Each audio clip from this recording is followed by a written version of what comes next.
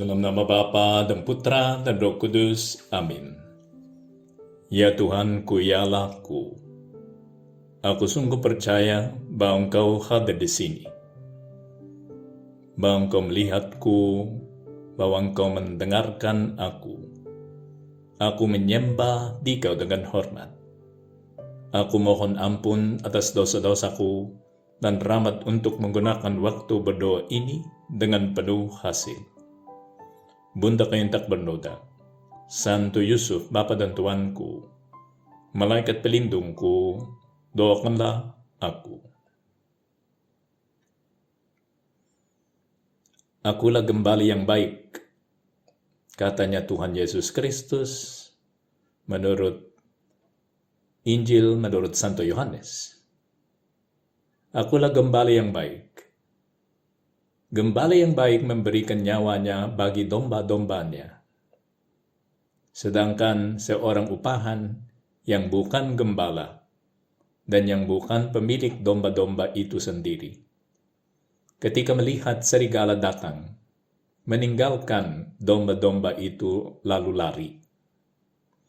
Sehingga serigala itu menerkam dan mencerai-beraikan domba-domba itu. Tuhan Yesus Kristus menunjukkan dirinya kepada kita sebagai gembala, dan bukan hanya gembala, tapi gembala yang baik, yang peduli atas domba-dombanya, yang tak pernah akan meninggalkan mereka. Karena hubungannya dengan kita ini adalah pemilik. Tapi ya, ini dalam konteks menjadi gembala benar. Tapi apalagi yang digambarkan di sini? Yang digambarkan di sini adalah kebapaan, karena Tuhan Yesus Kristus menunjukkan kepada kita kebapaannya, cinta kasihnya Allah Bapa kepada kita. Oleh karena itu dia peduli, sebagaimana seorang gembala peduli atas apa yang akan terjadi kepada domba-dombanya. Tapi seorang upahan mungkin dia peduli karena dia dibayar. Hubungannya dengan domba-domba itu berbeda, tidak sama dengan pemiliknya. Dan juga orang yang bukanlah ayah kita tidak peduli, tidak begitu peduli seperti ayah kita sendiri, kan? Tapi ya, walaupun ada krisis kebapaan, fatherhood pada zaman ini, tetap ada bapak-bapak yang baik, kan? Ayah-ayah yang baik, sebagaimana ada gembala-gembala yang baik. Dan ayah yang baik itu peduli, sebagaimana gembala itu peduli. Ayah itu peduli kepada anaknya, sebagaimana gembala itu peduli atas domba-dombanya. Dan lebih dalam lagi, karena seorang ayah itu memang ada ikatan dari dagingnya sendiri dengan anaknya. Dan gembala itu tidak ada ikatan di dalam dagingnya dengan domba-domba itu, kan? Domba-domba itu bukanlah keturunannya, tapi itu gambaran. Tapi yang gembala itu gambar yang muncul di dalam pikiran kita. Justru karena itu digambarkan oleh Tuhan Yesus Kristus sendiri di dalam perumpamaan ini adalah orang yang lemah lembut dan peduli. Ya begitulah Tuhan Allah, Tuhan Yesus Kristus, atau begitulah sikapnya Tuhan Yesus Kristus terhadap kita. Akulah gembala yang baik memberikan nyawanya bagi domba-dombanya. Sedangkan seorang upahan yang bukan gembala dan yang bukan pemilik domba-domba itu sendiri, ketika melihat serigala, meninggalkan domba-domba itu. Ia lari karena ia seorang upahan dan tidak memperhatikan domba-domba itu, katanya Tuhan Yesus Kristus. Akan tetapi tentang dirinya sendiri dia mengatakan, akulah gembala yang baik. dan aku mengenal domba-dombaku, dan domba-dombaku mengenal aku, sama seperti Bapa mengenal aku, dan aku mengenal Bapa. Ya, ini perbandingannya kan? Hubungan yang ada antara Allah Bapa dan Allah Putra, yaitu antara seorang ayah dan seorang anak. Ya, sama dengan apa yang dia menggambarkan antara gembala ini dan domba-dombanya. Akulah gembala yang baik dan aku mengenal domba-dombaku. Dan domba-dombaku mengenal aku sama seperti Bapa mengenal aku. Dan aku mengenal Bapa. Dan aku memberikan nyawaku bagi domba-dombaku. Ada lagi padaku domba-domba lain yang belum ada di dalam kandangnya kan. Yang bukan dari kandang ini. Domba-domba itu harus kutuntun juga, katanya Tuhan Yesus Kristus. Dan mereka akan mendengarkan suaraku, dan mereka akan menjadi satu kawanan dengan satu gembala. Setelah membaca ini, yang adalah pembacaan untuk minggu keempat dalam masa Paskah, saya diingatkan oleh kerasulan yang harus kita menjalankan sebagai seorang Katolik kan. Kerasulan yang meyakinkan orang lain bahwa keselamatan itu bisa ditemukan di dalam gereja Katolik. Karena Tuhan Yesus Kristus mendirikan gereja Katolik ini. Walaupun ada yang meragukannya kan, tapi di dalam sejarah sendiri kita bisa melihat bahwa gereja Katoliklah yang didirikan oleh Tuhan Yesus Kristus. Dan di sini kita bisa menemukan dia sebagai gembala yang baik. Dan juga di sini, di dalam gereja Katolik, dia memilih orang lain untuk mewakili dia sebagai gembala. Yaitu romo-romo dan uskup-uskup dan diakon-diakon yang ada di dalam gereja Katolik. Tapi selain itu, karena itu bukan soal memimpin di dalam gereja atau membagikan sakramen kan. Ini adalah soal menunjukkan kepada umat, kepada seluruh dunia, kepeduliannya Tuhan Yesus Kristus atas semua orang, atas semuanya. Dan ini tidak hanya ditunjukkan oleh imamat kepada dunia ini, melainkan oleh umat Kristen juga. Oleh karena itu, kerasulan itu adalah satu tugasnya seorang Katolik, seorang yang mengikuti Tuhan Yesus Kristus. Ada lagi padaku domba-domba lain yang bukan dari kandang ini. Domba itu harus kutuntun juga, dan mereka akan mendengarkan suaraku, dan mereka akan menjadi satu kawanan dengan satu gembala. Kita akan meminjamkan suara kita, juga hati kita, kepada Tuhan Yesus Kristus, supaya orang lain itu bisa datang dan menikmati keselamatannya Tuhan Yesus Kristus di dalam gereja Katolik. Ini yang kita harus melaksanakan. Dan sebagai pewakilnya Tuhan Yesus Kristus yang sang gembala yang baik, kita harus membuka hati kita kepada semua saudara-saudari kita ini yang butuh bantuan, supaya mereka bisa keluar dari situasinya itu yang buruk, yang salah, dan bisa masuk di dalam situasi yang lebih baik, yang lebih sesuai dengan Injil. Nah, banyak kali saudara-saudari kita ini, termasuk orang-orang Katolik ya, yang belum serius di dalam kehidupan rohaninya. Banyak kali saudara-saudari kita ini, kehidupannya itu belum sesuai dengan Injil. Dan apakah yang kita harus memikirkan? Bagaimana seharusnya reaksi kita? Apakah kita harus menolak mereka? Oh, kamu belum seperti ini seperti yang diajarkan oleh Tuhan Yesus Kristus, kehidupanmu belum sesuai dengan Injil, maka tunggu dulu. Silakan tunggu di luar dulu. Nah, kalau sudah mengubah kehidupanmu ini, kita akan mempertimbangkan jika Anda sudah layak untuk masuk ke dalam gereja Katolik atau berpartisipasi di dalam kegiatan-kegiatan di dalam paroki. Nah, di dalam Amoris Laetitia,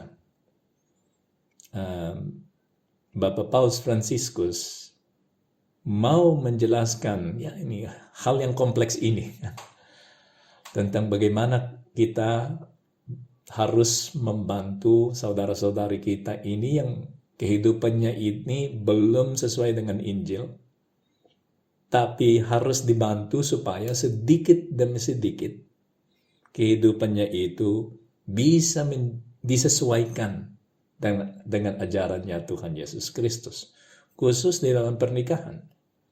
Karena masalahnya, karena ajaran-ajaran tersesat banyak orang, maka pernikahan-pernikahan itu banyak yang gagal, yang ada problemnya, menjadi kompleks karena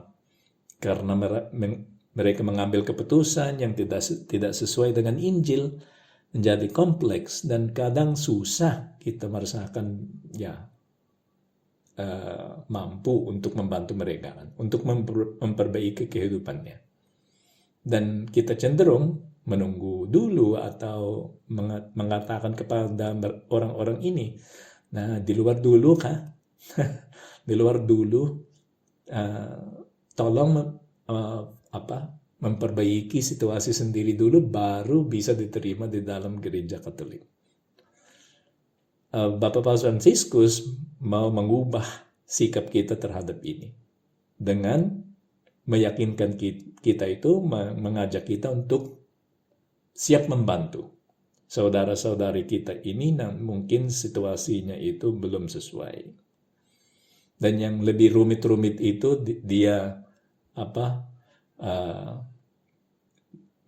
memberikan kepada tugasnya itu diberikan kepada pastor-pastor paroki, para romo-romo ini, yang bisa melihat apa yang terjadi secara lebih detail di dalam kehidupan personal sendiri orang-orang ini, yang mungkin mereka tidak bisa mengungkapkan kepada orang lain, dan dengan bantuan dari romo mereka bisa mengambil keputusan bagaimana mereka tetap berpartisipasi di dalam kehidupan gereja tanpa membingungkan seseorang, saat sama dengan mereka dengan merasa tetap anggota keluarga ini yang suci, tidak ditolak keluar, melainkan dibantu supaya sedikit demi sedikit mereka bisa bergabung sepenuhnya dalam kehidupan gereja. Para Bapak Sinode menyatakan bahwa, katanya Bapak Paus Fransiskus di dalam suratnya Amoris Laetitia, para Bapak Sinode menyatakan bahwa walaupun gereja menyadari setiap terputusnya ikatan perkawinan berlawanan dengan kehendak Allah. Ya, lebih dahulu Bapak Paus itu menentukan ajaran. Ini jelas bahwa terputusnya ikatan perkawinan berlawanan dengan kehendak Allah. Ini tidak baik. Yang disatukan oleh Allah, jangan memutusnya. Ini yang disebut oleh Tuhan Yesus Kristus. Ajaran itu kita tidak bisa mengubah, karena ajarannya dari Tuhan Yesus Kristus sendiri. Dan itu termasuk ajaran di dalam Injil. Termasuk wahyu yang diberikan kepada kita oleh Allah supaya kita bisa menjadi selamat. Nah, ini tetap. Walaupun gereja menyadari setiap terputusnya ikatan perkawinan berlawanan dengan kehendak Allah, gereja ini juga menyadari akan kerapuhan banyak anak-anaknya. Dengan diterangi pandangan Yesus Kristus, Gereja memalingkan pandangan dengan kasih pada mereka yang mengambil bagian dalam hidup secara tidak lengkap. Kayak ada yang kurang di dalam kehidupannya sendiri. Sehingga, ya, tidak bisa, ya, hubungannya dengan gereja itu tidak bisa menjadi biasa, ya, ordinary selengkapnya, kan. Harus dipertimbangkan dengan baik. Dengan mengakui bahwa rahmat Allah juga berkarya dalam hidup mereka, dengan memberi mereka keberanian melakukan yang baik, supaya mereka tidak putus asa, kan? Karena kalau disingkirkan, orangnya itu bisa putus asa dan meninggalkan gereja saja, dan sudah tidak percaya lagi. Nah, kita tidak mau itu juga. Kita tidak mau umat kita bingung, tapi tentang ajarannya Tuhan Yesus Kristus, tapi saat sama kita tidak mau kehilangannya domba-domba ini, saudara-saudari kita ini. Nah, ini harus ada solusinya, kan? Yang mungkin tidak sekedar menolaknya 100% atau menerimanya 100%. Melainkan memperbaiki situasinya secara bertahap, sedikit demi sedikit. Oke, kita mengubah langkah pertama sampai 20%, gini. Dan langkah kedua, oke, kita sampai 25%, gini, sudah baik, kan. Setelah itu, oke, ada angkanya, tapi sebetulnya tidak ada angka. Kurang lebih, kan, tidak bisa langsung 100% baik situasinya terhadap gereja. Tapi jangan sampai 0% tidak diterima, kan. Di lain pihak, katanya Bapak Paus, sikap ini juga diperkokoh dengan perayaan tahun jubileum yang dipersembahkan untuk kerahiman ini. Oke, maka yang tahun kerahiman yang baru akan dijalankan pada waktu itu, waktu ditulis Amoris Laetitia ini. Walaupun gereja selalu mendorong kepada kesempurnaan dan meminta tanggapan lebih penuh kepada Allah, gereja dengan perhatian dan kepedulian harus mendampingi yang paling lemah dari anak-anaknya dan menunjukkan tanda-tanda terluka dan kehilangan kasih dengan memulihkan harapan dan kepercayaan dalam diri mereka. Seperti cahaya mercusuar di pelabuhan atau lentera yang dibawa di antara orang-orang untuk menerangi mereka yang tersesat. Memang mereka tersesat, tapi harus diterangi jalannya supaya mereka bisa kembali, kan? Atau lentera yang dibawa di antara orang-orang untuk menerangi mereka yang tersesat atau yang berada dalam tengah badai. Jangan kita lupa bahwa karya gereja seringkali merupai rumah sakit lapangan. Oke. Kita mau mengobati orang-orang yang sakit. Dan memang itu dikatakan oleh Tuhan Yesus Kristus. Aku datang untuk orang sakit. Supaya mereka bisa sembuh dan akhirnya bisa masuk ke surga. Tuhan, bantulah kami untuk melihat tugas kami ini. Ya, memang kami dipanggil untuk melaksanakan works of mercy.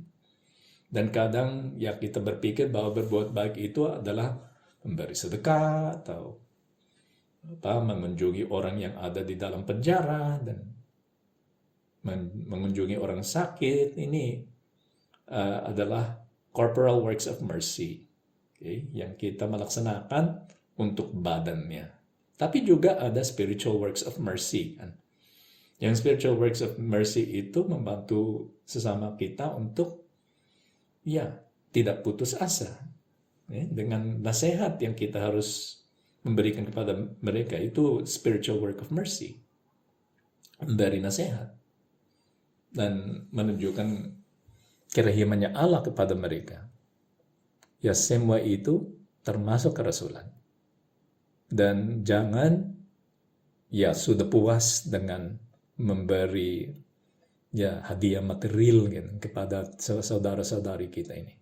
Kalau ada kesempatan untuk membantu mereka, atau mungkin bukan kita yang akan membantu mereka, untuk memperbaiki kehidupannya kan, tapi paling tidak apa yang diminta oleh Bapak Paus, sikap kita ini harus terbuka terhadap orang-orang ini.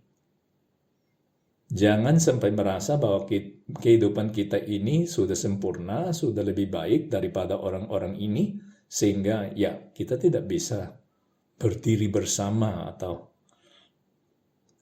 berada bersama di dalam satu ruang gitu. Karena situasiku seperti ini, yang lebih dekat dari gereja, dan situasimu seperti itu kan.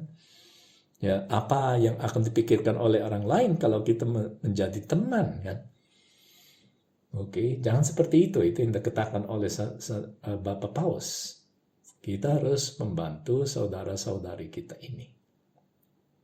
Ya, pernah ada penulis yang Extreme Makeover, saya lupa namanya. Seorang wanita yang dulu tidak percaya sama sekali. Hanya ada yang terjadi kepada kehidupannya, dia harus pindah bersama anak kecilnya ini yang perempuan. Dan mereka pindah rumah.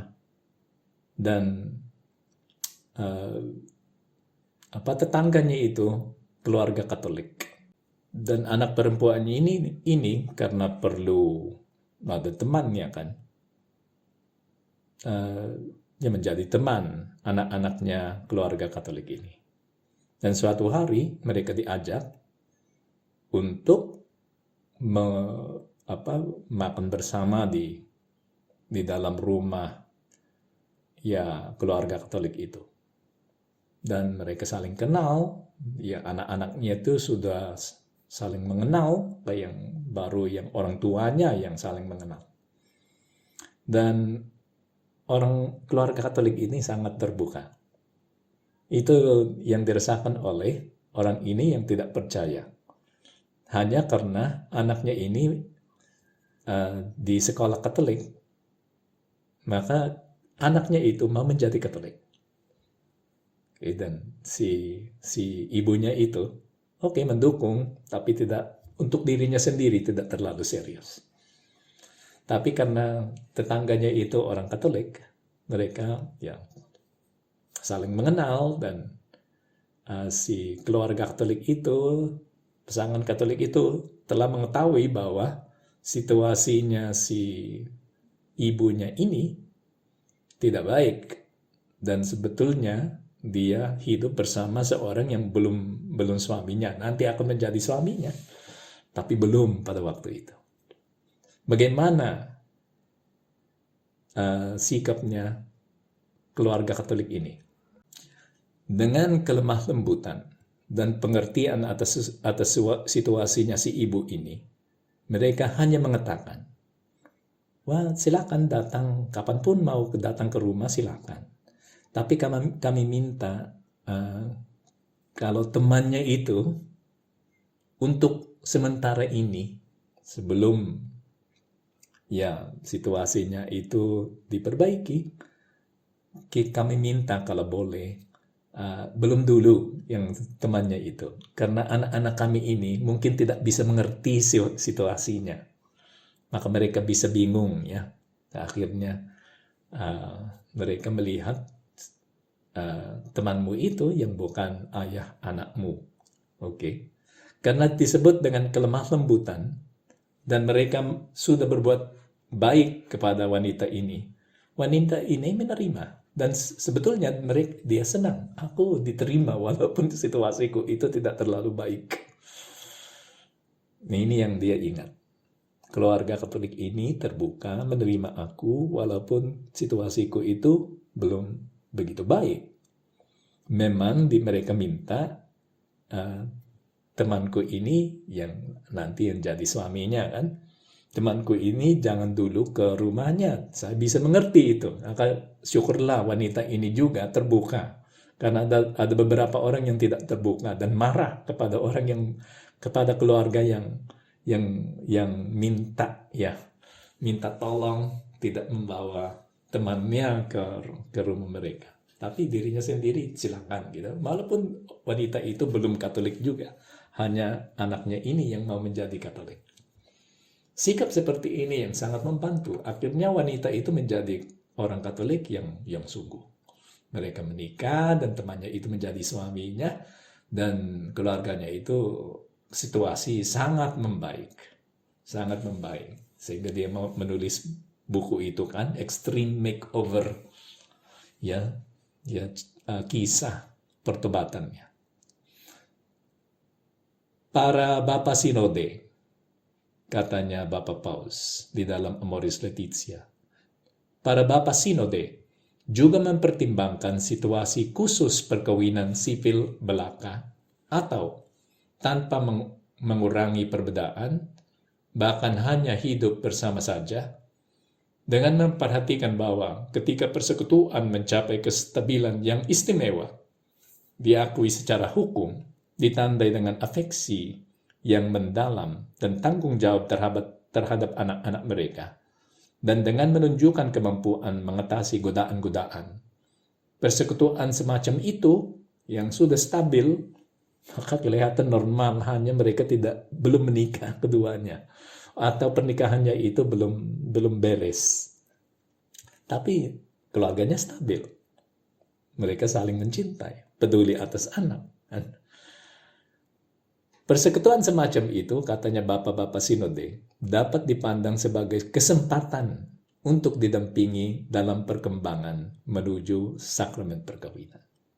Kita harus melihat situasi seperti ini. Wah, ini kesempatanku untuk membantu orang-orang ini. Supaya semakin lama semakin dekat Tuhan. Mungkin mereka sudah dekat Tuhan, tapi semakin lama semakin beres situasinya di hadapan Tuhan dalam soal perkawinan mereka. Ini yang diminta oleh Bapak Paus. Sejalan dengan ini, katanya juga di dalam Amoris Laetitia, Santo Yohanes Paulus II mengajukan apa yang disebut hukum bertahapan. Pastoral kita ini, pendekatan pastoral kita ini harus bertahap. Jangan yang dari nol, yang tidak baik situasinya sampai tolong lompat menjadi 100% baik. Maka si Yohanes Paulus II sendiri mengatakan harus ada hukum kebertahapan dalam kesadaran bahwa umat manusia mengetahui, mencintai dan mencapai kebaikan moral melalui tahap-tahap pertumbuhan. Mereka tidak bisa mengerti kita. Tidak bisa mengerti atau menjalankan kehidupan moral langsung secara yang baik. Harus ada pendidikannya, harus ada latihannya yang bertahap sampai kita menjadi sempurna. Hal ini bukan kebertahapan hukum. Ada dua hal, hukum kebertahapan dan kebertahapan hukum. Yang hukum kebertahapan itu maksudnya pastoral yang ada tahap-tahapnya. Yang kebertahapan hukum, kita mengubah hukumnya. Sudah tidak berlaku ini yang perkawinan itu tidak bisa diputus. Ya, ini yang kebertahapan hukum yang tidak baik, karena itu mengubah ajarannya Tuhan Yesus Kristus. Tidak boleh, katanya Bapak Paus. Tapi hukum kebertahapan ini boleh. Dan sesungguhnya kita harus melaksanakan itu.